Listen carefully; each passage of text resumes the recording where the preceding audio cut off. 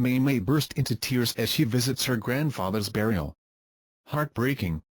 The PBB housemate Maymay couldn't contain her emotions as Kuya told her the most heartbreaking announcement. It was on Thursday when Kuya told Maymay that something bad happened to her family in Camiguin. Her cousin, Kuya Jimboy, then told her that the Papa Joe has already passed away. Emosyonal ang pagtatagpo ng buong pamilya. Nabigyan din si Maymay ng pagkakataon upang masabi ang kanyang huling paalam. Kuya then allowed Maymay to go home, to visit her grandfather's burial. While traveling, Maymay's already crying because of the thought that the closest man in her life is now gone. When she finally saw her Papa Joe lying in the coffin, Maymay broke down. Her whole world shattered when she saw her Papa Joe lifeless. The most heartbreaking part is that she's even pleading him to come back and be with them again. Invite you to watch the video. Pumilit sa Kanila, says Justice Secretary Aguirre to De Lima's accusation of fabricating evidences. Justice Secretary Vitaliano Aguirre III has released a statement denying Senator Leila De Lima's claim that evidences against her were fabricated. After Jonathan Jong Caranto and Edna Boggs Abuez, former staff of De Lima during her days as the Justice Secretary, were allegedly ordered by the senator to deposit millions of pesos on a bank account, reports now say that the bank account belongs to her driver and suspected lover Ronnie Dian. Binibigyan daw sa NG per ni De Lima para deposit sa account ni Dian, says Aguirre on an interview. He insisted that contrary to De Lima's accusation, the staff were not forced to testify against her. Mayroong affidavit at Sakawalang Pumilit sa Kanila. As a matter of fact, pumanagpamaglay detector test ang dalawa. When reporters asked if the amount deposited could commensurate the salaries of employees, Aguirre answered that it was too big of an amount. Hindi. Malit lang ang sahod sa kanilang dalawa. However, De Lima insisted that the two were coerced in order to create evidences for the upcoming investigation of the House of Representatives. Invite you to watch the video. Davao explosion. Blast in the Davao City Market killed 14 people, 60 others were injured. A terrifying explosion happened at the night market located in corner Padre Gomez Street, Roxas Avenue, Davao City around 9:51 p.m. According to the authorities, the casualties have risen up to 14 and 60 others are in need of medical attention after being injured. As of this time, 2 a.m. Saturday, initial report 14 are dead, the Commander Milgrace Triza Buhangan Police Station said. The injured people were taken to the Southern Philippines Medical Center, SPMC, Limso Hospital, Davao Doctors Hospital and Broken Chair Hospital. The Vice Mayor of Davao City, Paulo Duterte, released their statement about the incident. Let us pray for the victims of this unfortunate incident, especially for those who died. Let us pray for those who are being treated in different hospitals and pray for their quick recovery. There are at least 10 people who perished because of the incident and a number were reported wounded. Rest assured the authorities are on top of this incident. Right now, we cannot yet give definite answer as to who is behind this, as we are also trying to determine what really exploded. It's a sad day for Davao and for the Philippines, he added. The Police Regional Office, PRO, Davao Director Manuel Garland said that an investigation is being conducted regarding the incident. The angle that they are looking at also includes the possibility of having a liquefied petroleum gas cause the blast. The PNP is assuring the public that the situation is being handled carefully. A thorough investigation is being conducted to determine the cause of the explosion, and checkpoints were already established at all exit points in the city. We call on all the people to be vigilant at all times and report to the police any suspicious packages or persons. Please refrain from creating passing misleading or unverified reports to avoid confusion and panic, Garland said. Now, a full alert status was declared by the Chief Supt. Albayaldav, NCRPO. Invite you to watch the video. A netizen's perception on why Ferdinand Marcos should and shouldn't be buried at the Libingan NGMGA Barani. The burial of the late dictator Ferdinand Marcos had been among the most controversial issues since President Rodrigo Duterte sat in power. Duterte has recently granted the Marcos family's wish to give the former president the right to be buried at the Libingan NGMGA Barani. However, many senators, human rights advocates and martial law victims have done everything they could to stop the burial. Fortunately for them, the Supreme Court issued a status quo ante order which temporarily hinders the burial preparation within 20 days. The country is now divided because of the issue. Pinoy latest posted an article which discussed why the late strongman should and should not have a hero's burial. This is a netizen's perception on the issue, and arguments made are stated according to the original article. He is a soldier of the Republic and fought for his country, the first argument when claiming that, as the president cited, this is a great reason why he truly should be buried in the hero's cemetery. Further adding, if other military men like Angelo Reyes can be buried in the Libingan NG Barani, why not Marcos? Second, he is a former president, a legal argument that is backed up by the Constitution stating duly elected presidents should be buried in the said cemetery. Third, Marcos contributed a great deal to the country's progress. Marcos' era was undeniably progressive and rich in terms of infrastructures built, and no one can deny that even after years since the president have passed away, these infrastructures are still of great use now. Fourth, he was the former commander-in-chief of the military. If you have hundreds of corporals and privates who were buried in the Libingan NGMGA Barani, shouldn't at least their commander-in-chief be buried there too? Fifth, Marcos was mostly hated for the assassination of Ninoy Aquino, but history is now gradually revealing that killing Ninoy is not in Marcos' best interest.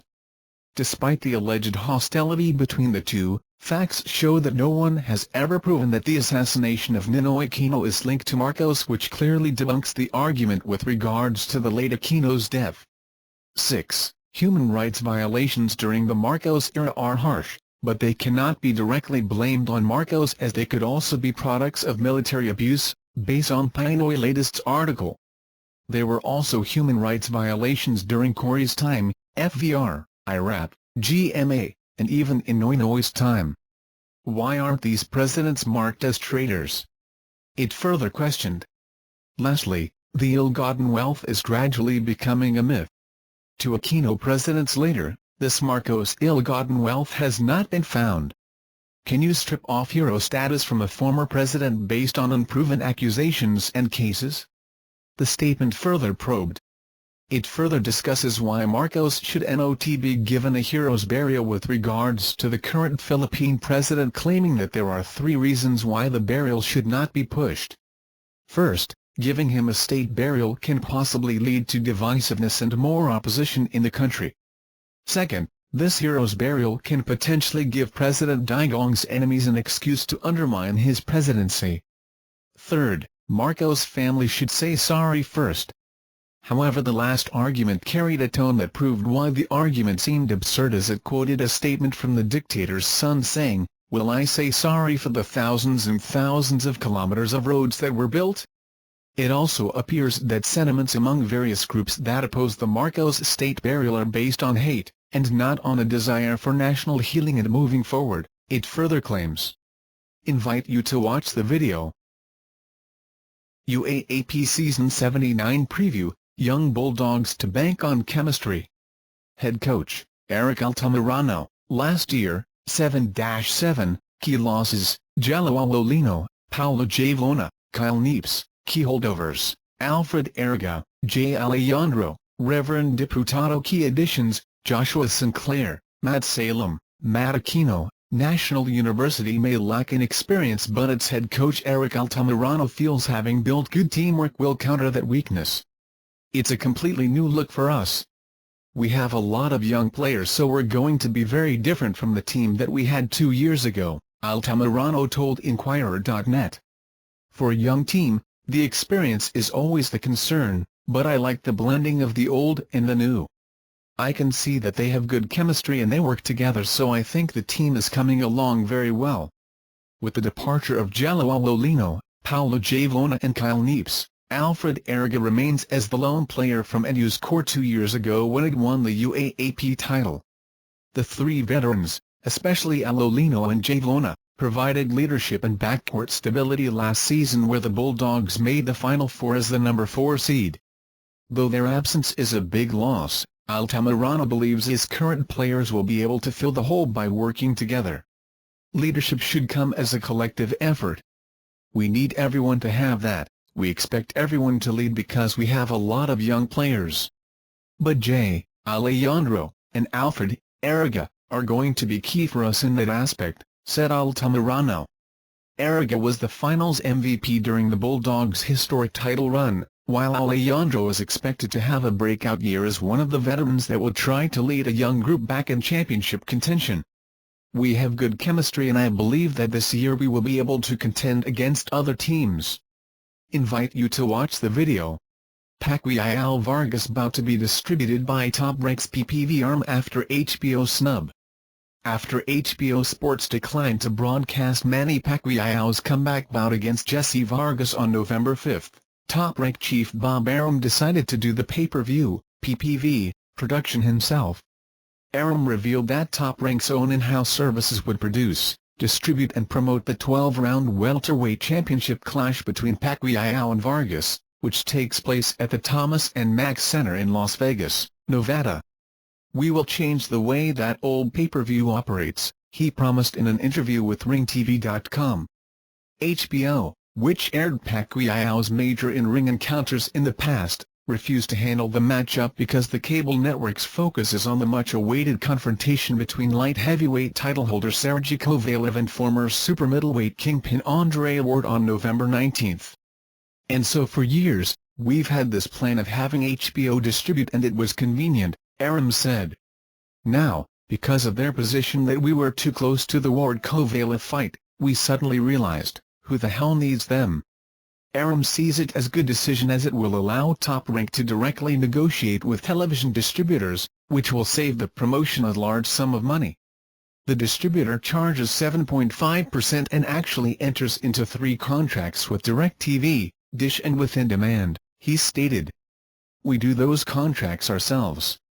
In other words, they negotiate them but we do them ourselves. So why would we pay 7.5% to anybody if we can get all of the publicity and the promotion from others by supplying it to networks that have a much bigger audience than say an HBO?" The 84-year-old promoter hopes to promote Pacquiao's ring return versus Vargas on conventional networks such as CBS, NBC and ABC, with programming highlighting the Filipino boxer's work in the Philippines Senate and other interesting storylines that might otherwise have been carried on HBO's highly acclaimed 24/7 series. "In other words, it's like a 24 July but I think it's going to be much more innovative," Arum asserted. "We're going to do major pieces that have never been seen before. We're going to take cameras right into the Senate, see them considering bills. I think it's going to be fascinating."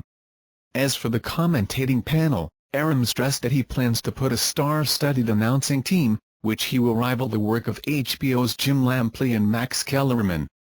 Arum confided that he is in talks with major boxing analysts, but he declined to name one as he has not worked out any official deals yet. "I think the commentating team is going to blow everybody's socks off," he vowed.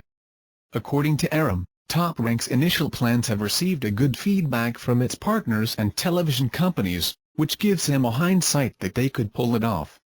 "They're all very, very receptive to getting this kind of programming," he quipped. "But right now, this looks like the most likely scenario." Thank you for watching videos like you. Remember, the channel, register and comment below. Thank you.